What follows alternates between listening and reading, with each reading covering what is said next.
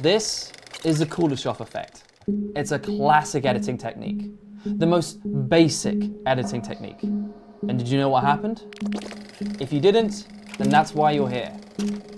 And what's interesting is that this is the first thing that they teach you in film school. Every year, thousands of freshers will turn up to their first class of film school to have some wizened old professor break down this technique. And so you can imagine my surprise when I speak to my peers on YouTube and TikTok and ask them about the Kuleshov effect, and they have no idea what I'm talking about.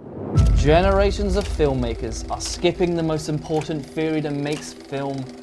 And I don't want to exaggerate, but every single theory about editing can be boiled down to the Kuleshov effect.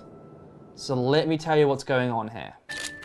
Lev Kuleshov was a Russian director in the 1910s and 20s, and he filmed this sequence as an experiment. He had an actor do a neutral facial expression, and if he showed soup, followed by the neutral facial expression, the audience said he looked hungry.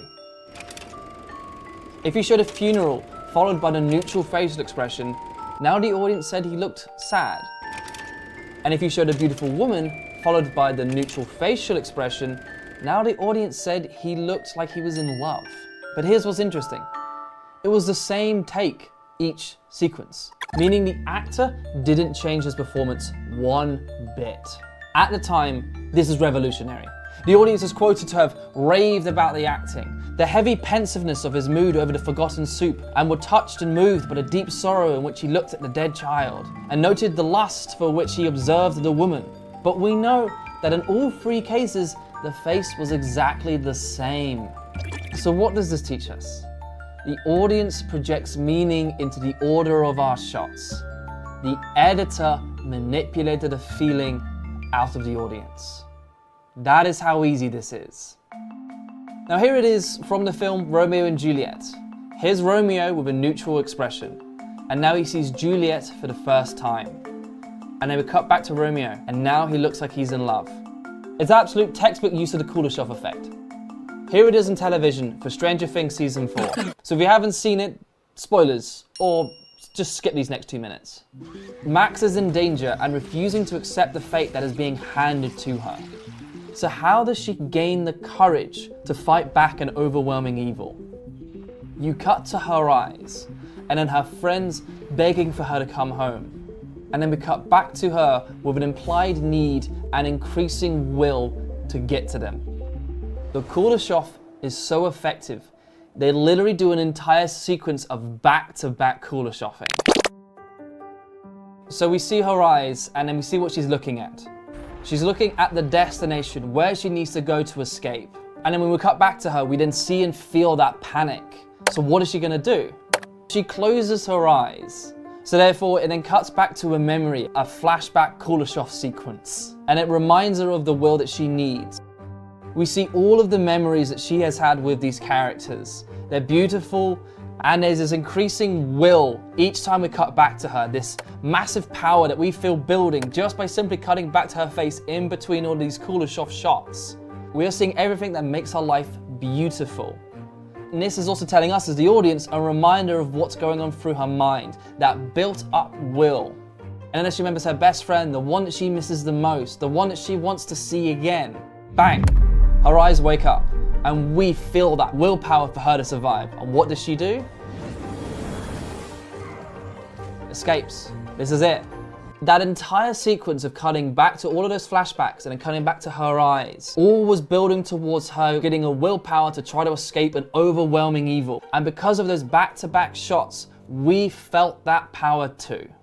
What I'm trying to say is this: humans are natural pattern makers.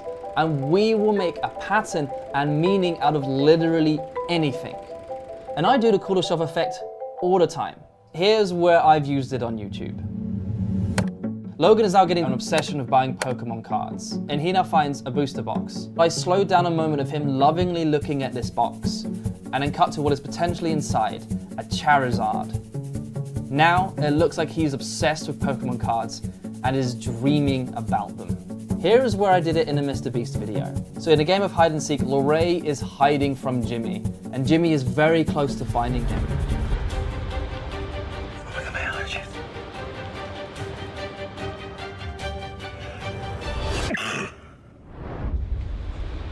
Wait, go see who that was. I used a Kuleshov to have an implied escalation in fear that he's going to be found, and then use it again to break the tension. Wait, go see who that was. Oh my God. The Kuleshov effect is one of the most simple but effective cuts in editing. It shows that's all what editing is, the implied meaning between two clips.